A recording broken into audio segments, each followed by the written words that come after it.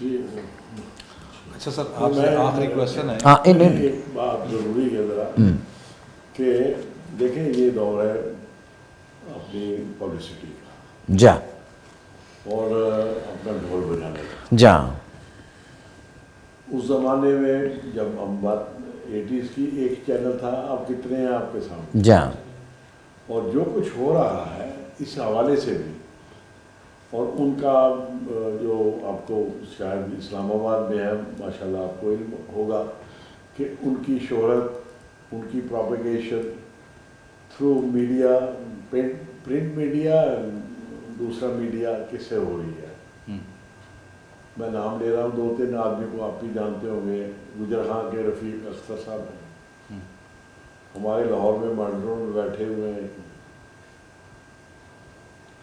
اور ایک ارشاد بھٹی صاحب، میں کتاب دیکھی ہے ان کی، یہ جو ماڈل ٹاؤن میں ہے ان کا معلوم ہے کوئی نام، ان کا پروگرام بھی آتا ہے کتابیں کہے کی وہ سرفراز شاہ، وہ تو کہیں علامہ اقبال ٹاؤن میں ہوتے تھے.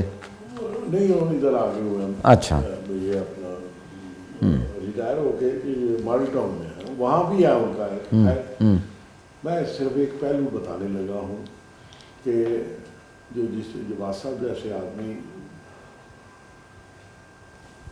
جو ساری عمر ان کا ذریعہ آمدن یا ذریعہ روزگار کہہ لیجیے وہ ٹیچنگ ہے. ٹیوشن سینٹر پہ بھی جو نابا روڈ پہ جی، اور بہت سے اسٹوڈنٹ ہیں وہاں جو فیس نہیں دے سکتے. ٹیوشن کتنی فیس ہوگی اس زمانے میں، ان کو بھی آپ آیا کریں تو فیس دے نہ دیں، مفت بھی پڑھتے رہے. اور وہی جو ٹیچنگ اس سے پہلے تھوڑا سا میں پیچھے لے جاؤں، یہ ریگل چوک میں ایک کالج پرائیویٹ، ایک پنجاب کالج کچھ اس طرح کا ہے جو وہاں بھی پڑھاتے رہے. اور پڑھاتے تھے ان دنوں وہ آیا بٹھنڈا بی اے ہوتا تھا کہ عربی فارسی اردو وہ کر لی، اپنا بی اے امتحان دے لیا، انگریزی کا الگ امتحان دے کے تو بی اے ہو جاتے تھے صرف انگریزی کا. تو یہ ان کے لیے جس میں دفتروں کے لوگ بھی تھے پارٹ ٹائم وہاں ان کے یہاں آ جاتے تھے کہ انگریزی کا امتحان دے کے بی اے ہو گئے. تو ان کو ٹیوشن سینٹر ان کے لیے تھا پرائیویٹ. اور جو جن کو دفتر میں ہوتے تھے وہ شام کو ان کے آسانی تھی انہیں کہ ٹیوشن سینٹر وہ بھی بند ہو گیا جب وہاں کے وہ شاید جس مالک تھا کرائے کی جگہ تھی، لیکن طریقہ کار وہی رہا. اس کے بعد ٹیچنگ یہ جو جہاں کی بات ہو رہی ہے ان کے گھر کی، میں نے خود دیکھا باہر لکھا تھا وہ واصف آئیڈیل اسکول، میں نے خود دیکھا دیوار پہ لکھا. وہاں کیا تھا، چھوٹے بیڈ، چھوٹیاں کرسیاں رکھی، بچے ارد گرد کے آتے تھے. پرائمری اسکول سے کتنی آمدنی ہو سکتی ہے آپ بہتر طور پہ. اس کے علاوہ تمام عمر ٹیچنگ ہے انگریزی کی. پنجاب کالج میں وہاں بھی پڑھاتے تھے جو بھی ان کو اس وقت. وہاں سے پھر انہوں نے الگ ٹیوشن سینٹر بنایا، وہاں بھی جو تفصیلات ہیں وہ اس دور کا کوئی آدمی شاید مل جائے بتائے گا آپ کو. Through out.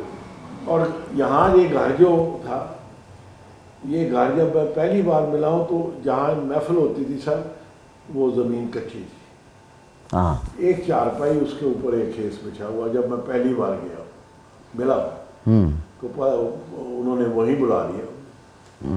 زمین کچی تھی، چھت وقت تھی اور ایک کھٹیا کہہ لیں کہ کوئی چارپائی اس طرح کی، اس کے اوپر کھیس پہ تو یہ نیند دراز وہاں. تو وہاں ملاقات ہوئی. پہلے کوئی پیسے ملے کو ملازمت تو تھی نہیں نا، وہی روزگار تھا.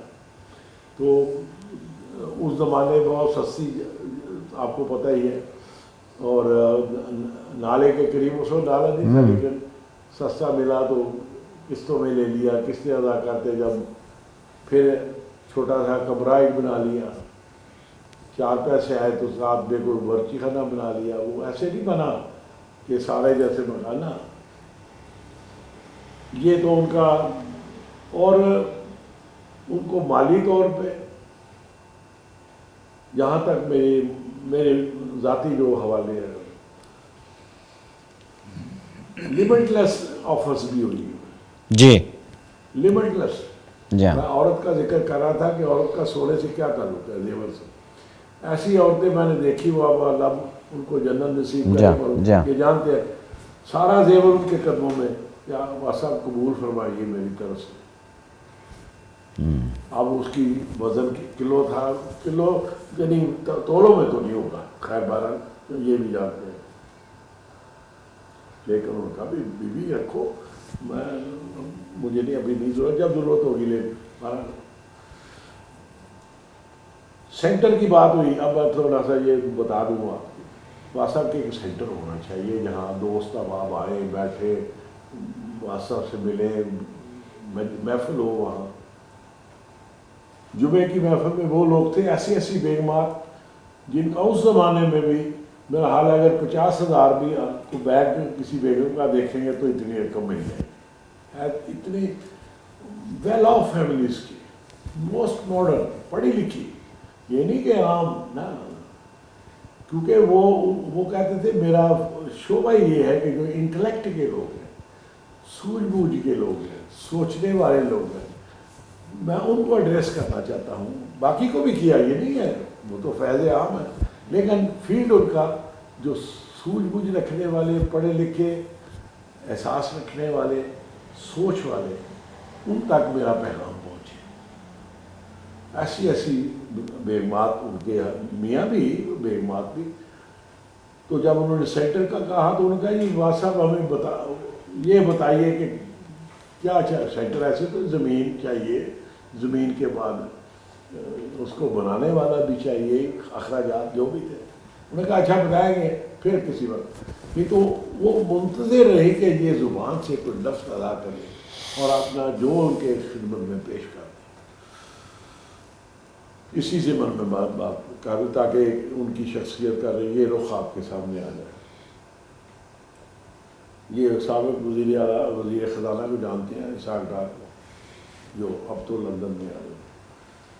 یہ اس وقت 88 میں جرمنی سے واپس آیا تو ہماری عائشہ آپا ایک ہوا کرتی تھی vice principal home economics college, بہت ہی واصب کی معتقد کہنا چاہیے، جھڑکے بھی کھاتی تھی، لیکن بہت پڑھی لکھی تھی.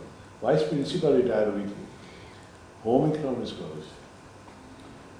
باس صاحب نے کہا بھی میں کئی مہینوں کے بعد آیا واپس، وہ وہاں ملاقات ہوئی، مجھے کہہ رہے کہ 2 دن بعد اس سے کالج جا کے ملو.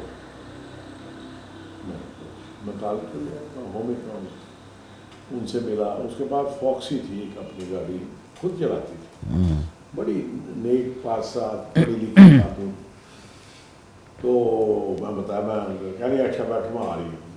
آئی گاڑی پہ، مجھے بٹھایا، کہنی ایک آدمی سے ملنا ہے. میں نے کہا جی مجھے واسطہ میں تو آپ کے پاس بھیجا، اب آپ جہاں جانا چاہیے.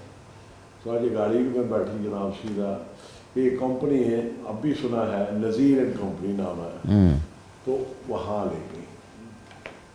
گاڑی کھڑی کی، اندر گئے تو اسحاق ڈار صاحب بیٹھے ہوئے مینیجر کے طور پہ. مل گئے، باتیں ہوئی. میں نے پہلی بار دیکھا اسے. جب ملاقات سے تو ہمیں باہر گاڑی تک چھوڑنے آیا. یہ 88 ہے ٹھیک. باہر سے وہ کورس کر کے آیا تھا، وہ نذیر اینڈ کمپنی میں ہونا، وہ بزنس کے حوالہ تھا. اس کو نوکری مل گئی، اچھی ملی ہوگی. بہرحال یہ پہلی ملاقات. اس کے بعد کوئی بینیفٹ، وہ جو آگے فیکٹریاں کس طرح اس نے لیں، اس کی 3 کوٹھیاں بدلی، تینوں کوٹھیوں میں واساب کو بلا کے محفل کرائی. اس کے بعد اس کا ٹانکا جڑا جو نواز شریف سے، پھر پتہ نہیں کہاں گیا وہ. باقی کے آگے کی بات نہیں میں کرتا ہوں. اس کے گھر محفل ہوئی، سارے انکم ٹیکس کا پورا ڈپارٹمنٹ اس کے گھر میں تھا بیٹھے. جنہیں آئی ٹی او کی اور وہاں کا تو کلرک نہیں مان. اب یہ تھوڑا سا میں بات کر کے تاکہ یہ ضروری ہے شخصیت کا پہلو. اس کے بعد جب وہ وزیر خزانہ ہوا کیا کچھ نہیں ہوا, کہیں پتہ تھا وہ صاحب کے کبھی ملاقات نہیں, کبھی ٹیلی فون نہیں, کچھ نہیں. وہ آگے میں بتاتا ہوں آپ کو. محفل ہوئی اس کے گھر, انکم ٹیکس کا محکمہ اس کے جاننے والے, چونکہ وہ کمپنی اس کا شو اسحاق ڈار کے گھر کی بات کر رہے ہیں. تو سوال انہوں نے پہلے دیکھے, فواز صاحب ٹھیک ہے ملازمتیں ہیں, تنخواہیں بھی ہیں, دیگر بینیفٹس بھی ہیں, لیکن گزارے بہت مشکل ہو گئے. بچوں کی فیسیں, اسٹینڈرڈ آف لیونگ, بیگم, یہ وہ جو بھی آپ کو صورت دیتے ہیں, تو ظاہر ہے مجبوری ہے, کرنا پڑتا ہے. وہ اس کی کو صورت نکالیں کہ تاکہ اس کا جو فتویٰ ہے اس کے بارے میں یا قرآن کی حوالے سے رزق حلال اور ہو سکتا بھائی نص قرآنی ہے, اللہ کا حکم میرا, میں تو نہیں کچھ کر سکتا. 20 سال پھر بھی کچھ دیکھیں, یہ پریشر پہلے زمانے اور تھے وغیرہ وغیرہ, وہ ریپیٹ کرتے رہے 2-3 دن بعد کہ کوئی صورت نکل آئے کہ رزق حرام کو رزق حلال کو کوئی انڈر پریشر. اور سوال کرنے والے سارے انکم ٹیکس ڈپارٹمنٹ کے زیادہ تر. 2-3 بار جب ریپیٹ ہوا سارا تو وہاں صاحب نے پھر تھوڑا سا رکے, پھر کہنے کہ ہاں ایک صورت ہو سکتی ہے. میں نے کہا جی بہت چہرے کھل اٹھے کہ شاید تو سینکشن ہونے والی.